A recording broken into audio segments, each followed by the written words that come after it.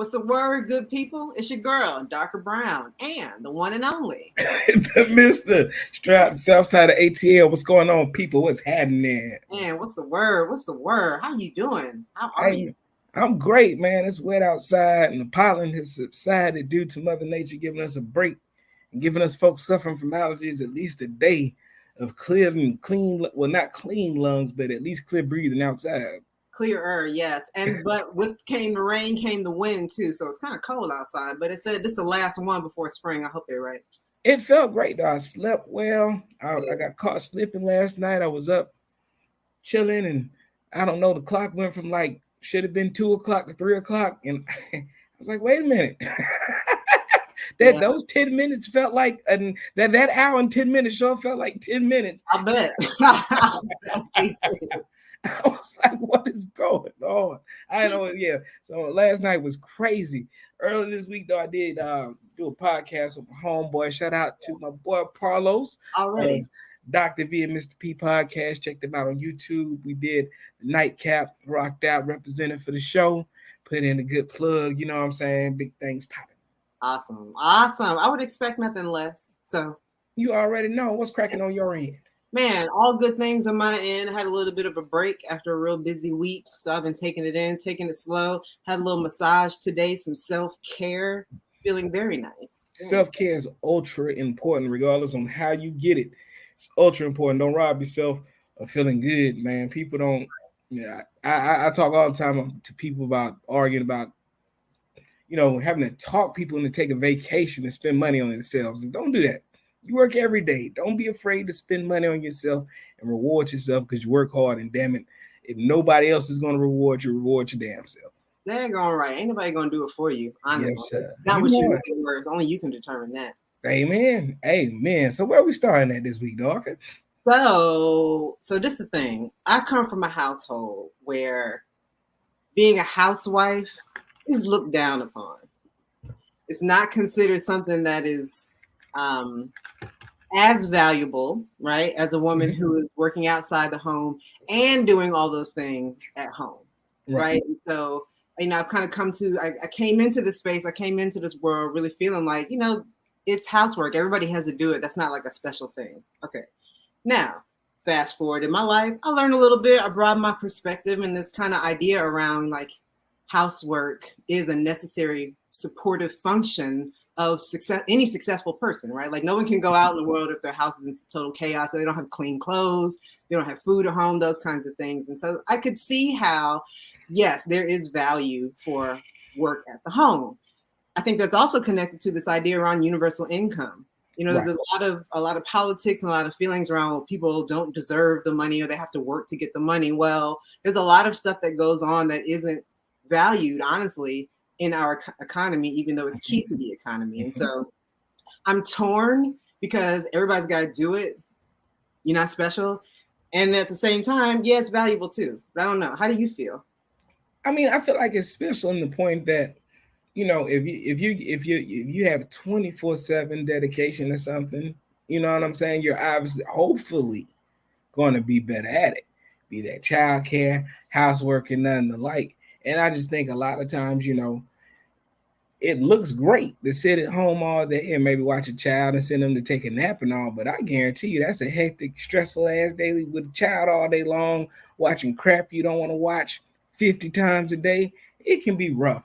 And I'm one of those people that I don't want to underestimate anybody's contributions to the world only because, look what happened during COVID when people were stuck at home with their kids and they were going crazy and couldn't handle it. And when demanding schools get back open because children seem to be a lot. But here's the one thing I could be wrong, but I always assumed if you had enough money to have one income in the house, it's literally taking care from the roof to the foundation to every thread on somebody's back, every piece of food that goes in their mouth, and every piece of water that you drink. You probably have enough money to have childcare.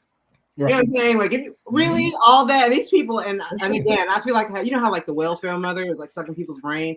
In my mind, I feel like there's a white woman with like 5 kids who's got a contractor husband. So like I could be wrong as far as like who we're talking about, but in my mind, if you got one person doing all that, and you got enough money for childcare. So Right. I don't know. But at the same token, maybe if you grew up and your whole life's ambition was to be the greatest mother or the greatest stay-at-home father you could be, and your spouse believes in that dream and wants you to live up to that dream, I don't see a problem with it. I'm a childless woman, but there's got to be more than that. There has got to be more than. I mean, it's one of those things where to each his own, man. Like everybody has their own set. I don't like. I'm the type of person. I'm not gonna knock if going to the mailbox once or twice a month and getting food stamps and enough money to cover electricity in that house is enough for you, I can't knock you for that. I don't knock nobody for their life ambitions. I know what the hell I want, and I know what's not enough for me. But hey, if it's enough for you, rock out with your thing out. You know what I'm talking about? I mean, to me, housework seemed to me like a position of privilege. And like as a Black woman, I think I've maybe no, I can't even say that I've met a Black woman who's a housewife. What I've met is a Black woman who knows Black housewives. Like that's not a thing. I've never been around anybody who's doing that. So it was like there was never no choice. But that's because her housework and yours. So like, what are you talking about? And that's because most Black women weren't raised to sit on their ass and do nothing. They were raised to run shit. Let's just be honest. We're going back to self-care. So it's just not in y'all nature necessarily to be like that. And I can't knock you, but I also don't knock you if you did find someone that is going to facilitate that lifestyle for you. It's just like how I'm sidebarring right now, but just like the story with Cher that's in the news this week where her family is concerned because she has a young African-American boyfriend who's blowing her back out and they're scared he's spending all her money. So she's old, she's rich, and she deserves it. If Cher wants to get her back blowed out the last 3-4 years and that brother has managed to strum up the willpower to perform those tasks, go right ahead, because he's winning and she's winning. He's living the best life of his life, and apparently she's living the best life of hers. I ain't mad at nobody, regardless on how anybody else feels. That's her money, and she's happy, and she's in good sound mind. If I'm 79, I might want to. Anyway, share in what you want. Let that woman live. Let people live is what I'm saying.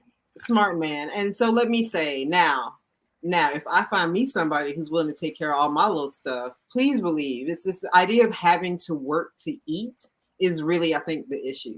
Because there are so many other things that we have to do that don't include getting ready, getting dressed, leaving the house, doing whatever. And I'm fortunate enough to be able to work from home, right? But I've lived that other life too. Right. But let me not be too hasty and saying I understand if you got the means and you are able to live a comfortable life, that's great. But if then you have the means, it makes even more sense to do more than just raising your children. Hey, give them a break. Let them go talk to somebody else. You know what I'm saying? Like I don't understand this all day, hands on everything. Like kids need lives that are outside of their parents, and there's no way you can give them that. Especially these people who are homeschooling. Oh my God, give me a break. Seriously. But that's part of why society is in the shape it is, because so many children were raised in such a bubble where they were protected from the outside world to a degree that now that they're in the real world and they realize that everything isn't stars and stripes and red, white, and blue, and there are some real problems, with the history of this world and this country, they can't deal with it. Right. You know what I mean? And that like you say all the time, that lack of an ass whooping and that lack of direct interactivity with the real world, as opposed to that bubble that's created by especially well-off families, it's troubling, man. Well, it's real trouble. I want to ask you this. So, speaking of being in a bubble and not understanding that like other scenarios people are living with, and I've said this multiple times, I really feel like white women are a huge barrier to the liberation of this country and addressing racism because they don't hold their children or their husbands accountable. And I feel like it's not until they understand that like laws can work against them too. Right. So tell us about these Jim Crow laws been coming up. Well, in Mississippi, what we have is when democracy doesn't work, we're starting to see on a state level and even on a national level, Republicans take a very authoritarian approach where basically the state takes over democracy. So in Mississippi, the white majority state GOP legislation has decided that the black people, whom are 80% of the population of Jackson, Mississippi, and who vote overwhelmingly Democrat, can't run their own city. And the only people that can run that city are us good 80% white state majority, GOP, who couldn't get a single vote in the city of Jackson, Mississippi. And they are establishing a court system that's going to oversee the courts. And that court, the judge in that court is going to be appointed by the Republican appointed Supreme Court Chief Justice in the state of Mississippi. All right. They are also trying to expand the power and authority of the Capitol Police Department, because Jackson is the capital of the state, Mississippi. They want to expand their authority over the city of Mississippi. So essentially what the white state majority legislature is trying to do in the state of Mississippi or in the city of Jackson is tell those black folks that you can have all the votes you want and you can have all the power you want, but we really run this and watch how we do. So I'm hoping that, and I'm going to compare this to a situation where you have, I forget what state it is, but there are some slavery laws used to deem embryos as property. This sense of, I need to control what you're doing. I need to control your environment. I need to control your body. Those laws, that mindset is working against all of us.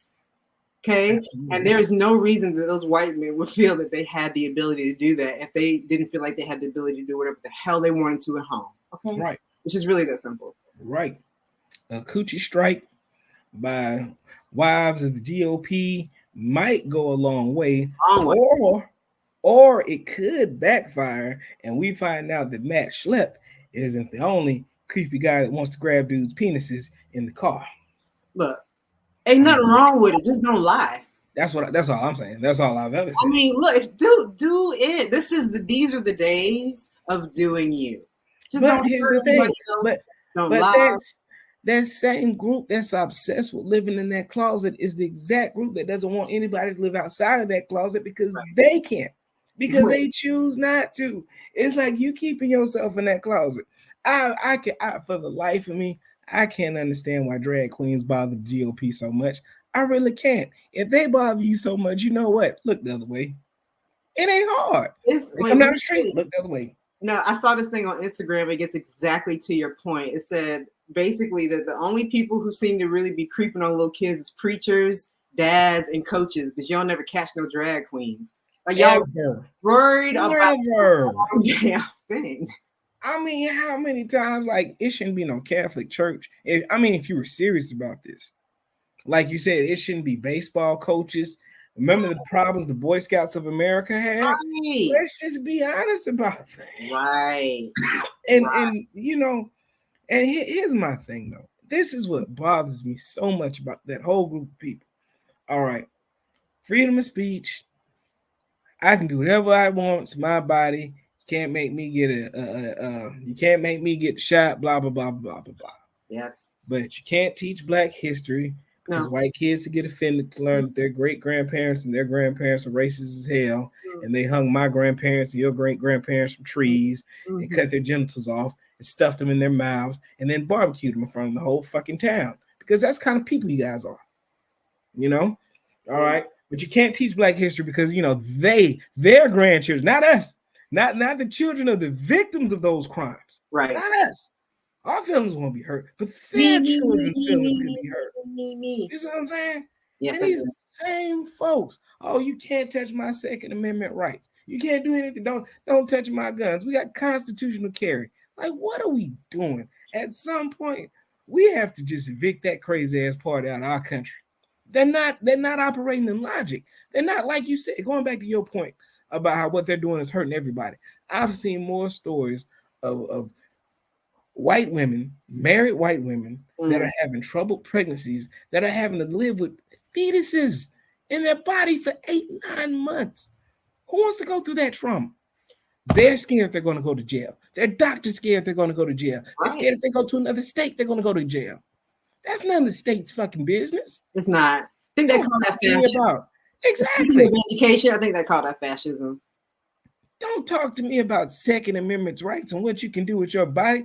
COVID was a damn airborne virus. You understand? Your choice, regardless of how ignorant it was, affected me because we share the same damn air. So yes, the government had every right to demand vaccines and tell your punk ass to wear masks. That was the only way you were going to stop an airborne vaccine from spreading from one nasty ass mouth to the next one.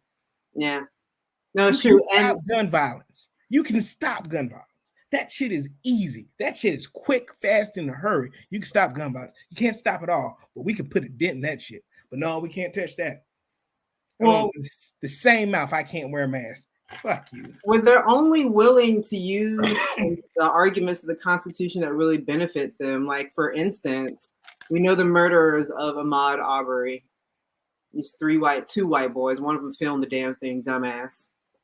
Okay, so they got convicted twice, locally and federally, if I remember correctly. And so now they're trying to come back and appeal, saying that just because they use racist language in their text messages and social media, it doesn't mean that they actually are racist and killed Ahmaud Arbery. In other words, I think, what was the quote? Like, just because a white person who is like injured or killed a black person has used racist language in the past doesn't mean that they're racist. Right. But it does though. But it does. So you can't just use this First Amendment thing. Like it's not for everything. You can't do it for Trump is learning the same thing. You can't just say everything. Fox is learning the same thing. No, you don't have just, no, you can't do it, say whatever. And the mammy smack I was telling you about earlier, this is a product of never being told no when you were a child. Exactly, because this is the part of freedom of speech that they don't understand. Right. You said the N-word in your text. I read some of those texts. Oh, we were going to a restaurant and we can't go to this restaurant. There are too many niggas in the restaurant. We need to go somewhere else. You said that.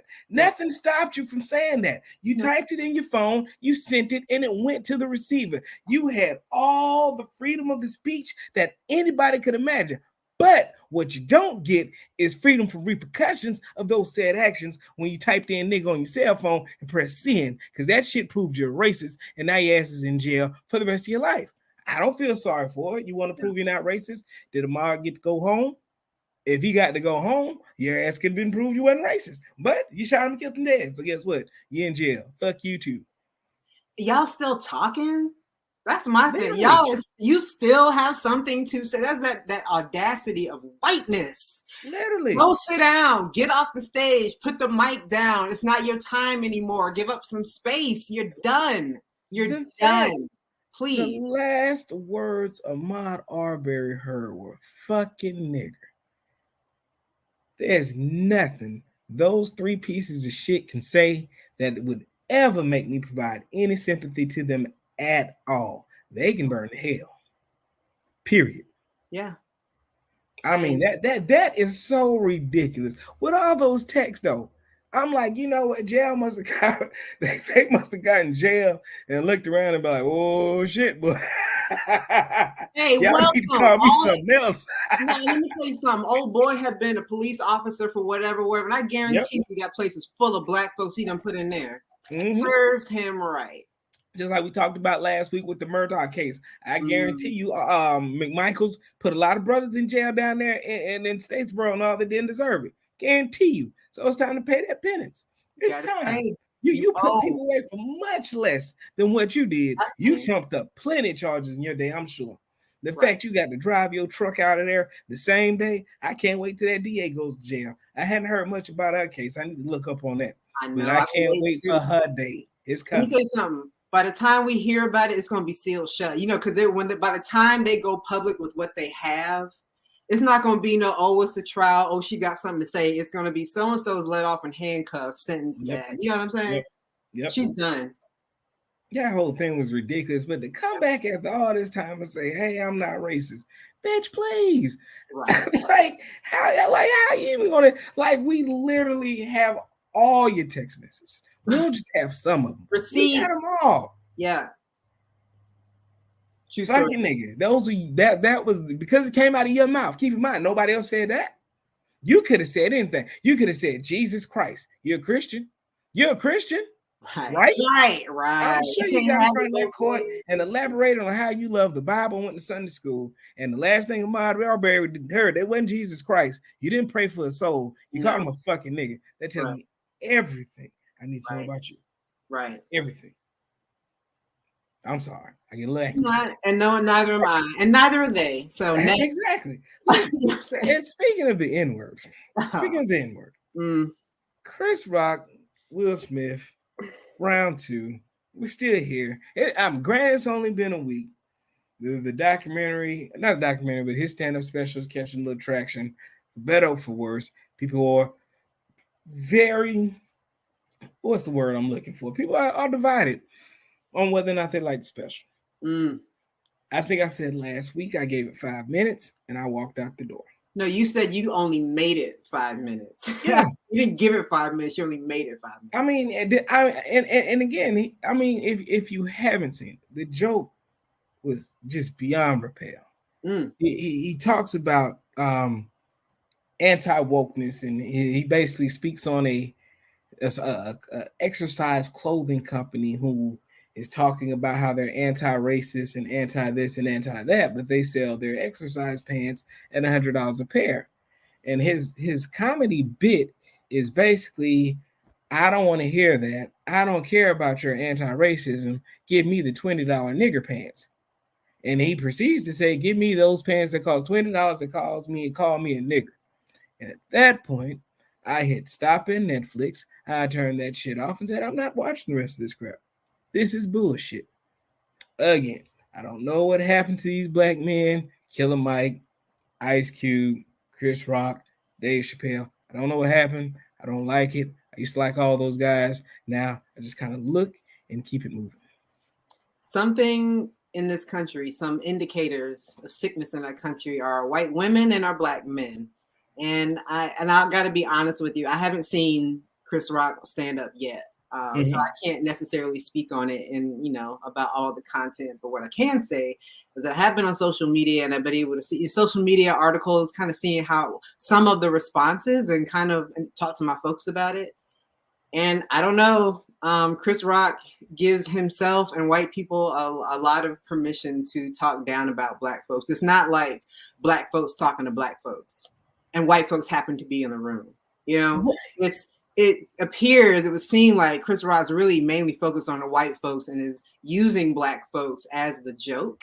And in my opinion, again, I haven't seen the stand-up, but I think a lot of people were really waiting to see what Chris Rock had to say after being slapped in front of a room of white people by another black man, and have been really, felt sorry for him, understood, he did a great job. He was very professional.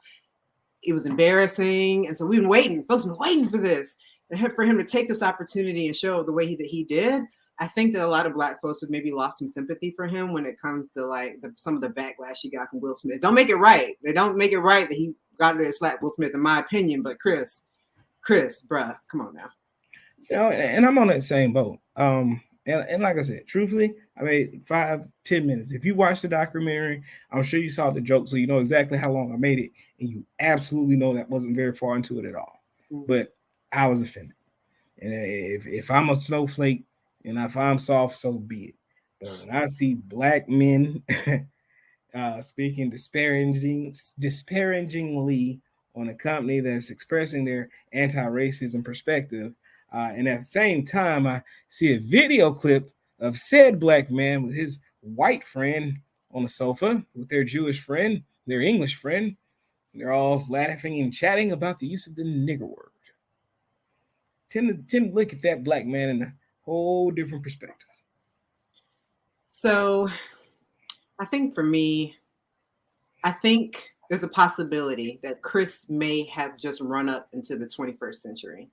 I think that there are a lot of people who come from our time, like when we were growing up, and are used to things going a certain way and having, being received a certain way, and people being like, oh, haha. But people, and a lot of people say, oh, it's woke, or people are so sensitive, but I don't see anything wrong with people wanting to treat each other more kindly.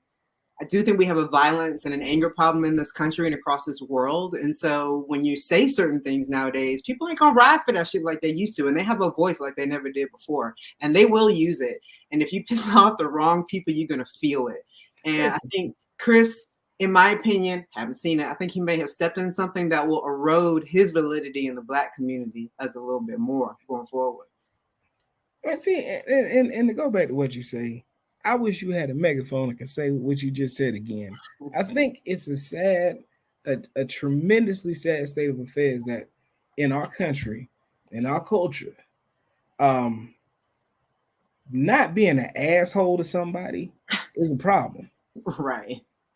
You know what I'm saying? Like the simplest things, like we were talking about the drag shows earlier. It's like, if it bothers you, look away. If they not, I'm the type of person that if whatever two adults do is their business. I don't judge you, and I could give a damn if you judge me because it doesn't bother me. But I refuse to spend my life trying to judge people and tell people how to live. It blows my mind how much of our time and energy as a culture is spent on trying to tell people how to live and how to do their thing, or better yet, how's a problem that I can't piss this person off or piss that person off. Right. So, I forget who it was that they explained it one day, where it's like they talked about how weird it is that certain white folks want to use the N-word so bad. And I kept thinking about it when I was watching the Louis C.K. Chris Rock conversation. And it was like, he put it in a great perspective. He said, basically, my wife and her friends call each other bitch all the time. I have no desire to call my wife and her friends bitch. Why do y'all have this desire to use the N-word? And it's the same thing. It's like, why? Why does it bother you that you can't say it? Why does it bother you that it bothers people when it's said? Why does it bother you when said in rap songs and you can't say it? You're white. You can do everything in the world but one thing. And that one thing just kills you. Mm-hmm. You know where that comes from? Not being told, no, you can't have that cookie. Telling you, as a root of issues in this country, the answer is no, you cannot. Goodbye. Done. Yeah. It's wild, man. We got to do better, man. You know, think about the fact that some people actually view the word liberal as a bad word. Mm-hmm. Liberal. And are the only ones that are allowed to call themselves patriots. Right. They own the word patriot. Right. If you're not toting a gun, drinking a bud, and mudding in a damn four-wheeler, you're not an American. Right. Right. We are living in the craziest time in the world. We literally have a political party that has abandoned reality. Yeah. That's not even a joke. They literally have said, you know what? One of the worst days in the history of this nation, it didn't happen. And the person solely and completely responsible for it, he wasn't responsible for it. And they're going to ride with that. They've lost 2 successful elections, 2 back to back. And we are still at the point where January 6th was just a tourist stop. Well, if you've seen, funny you should say that no one had anything to say and are abandoning reality. A lot of Republicans now are oh, well, I'll dip a toe in reality because now I'm running for president's office. Yeah. Now, in order for me to win, because now that we see time has passed and Trump is a drag, oh, well, now we're going to get back into reality because it serves me. Yeah, Mike Pence found his balls this weekend. He came out and said that, the president was wrong. I had no right to change the election. Okay, so why are you fighting the subpoena to testify in front of the January 6th grand jury? It's a great question. That's leadership. And we're about to close out, folks. But that's the one thing that always bothered me about Tim Scott. Man, if it was ever a brother that was teed up for success. When I say teed up, I'm talking about success was on a silver platter for Tim Scott. That shit was served up. It was piping hot. They pulled the top off of that joint, and the steam and the aroma was all in his face, and he could just smell success.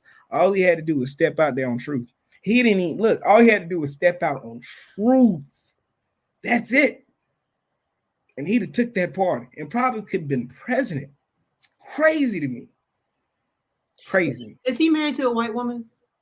Probably. I don't know, but because I'm I don't thinking, know. I can't say for certain. It wouldn't surprise me, but I don't know. Boy, whatever they did to that brother, though. Whew. you might have to look that shit up real quick and look. But my whole thing is, again, stepping out on truth. No, you can't do this. No, this is bad. No, this is wrong. No, this is against the law. We're still missing the no. What have we learned, good people? But is it really against the law?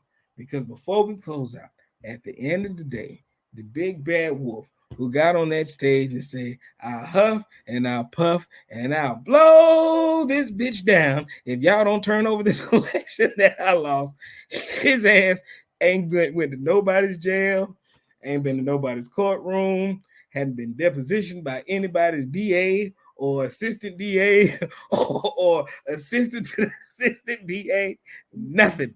So Not yet. I don't know. 2024 is a long time from now. It is. And my boy Alvin up there in New York is trying his thing. But boy, y'all better hurry up. Because I'm looking around and boy, I just see two judicial systems and everybody keeps telling me CRT should be kicked out of courts. But I see y'all can't tell me how this white man can goddamn assault the damn Capitol and not spend a second in court in 2 years. Well, we'll see if their own system actually works, the one they use against us so well. So let's Amen. Hey man, the one they use that look, they don't even think about it. Just put it, point it at us and go, bam, take that work. Yeah. All right, dog. I guess we can go and close it out here. Okay. It's been a fantastic week. Anything you want to say to the people before we go? No, man, stay dry and stay cold, stay warm until it gets warm outside, and then you stay cool always. Amen. Until next time, folks, y'all take it easy. Peace.